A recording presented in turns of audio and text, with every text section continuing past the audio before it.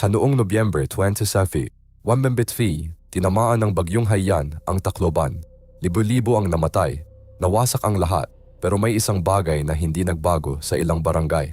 Ang kanilang kapitan, patay na, ay patuloy na nagpapakita. Sinabi ng mga nakaligtas na nakikita nila siya sa mga pulong ng komunidad. Hindi siya nagsasalita ng kalungkutan.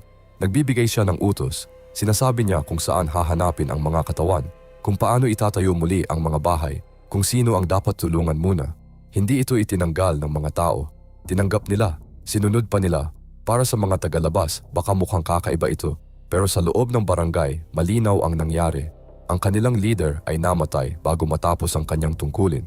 At sa paniniwala ng mga Pilipino, hindi basta-basta umaalis ang kaluluwa kapag ganoon ang sitwasyon. Nang mabigo ang gobyerno, nang walang tulong na dumating sa tamang oras, ang komunidad ay lumingon sa tanging leader na kilala nila. Kahit patay na siya, ganyan kalakas ang ugnayan ng isang barangay sa kanilang pinanggalingan. Hindi ito horror, ito ay pagmamahal na hindi matutugon ng kamatayan.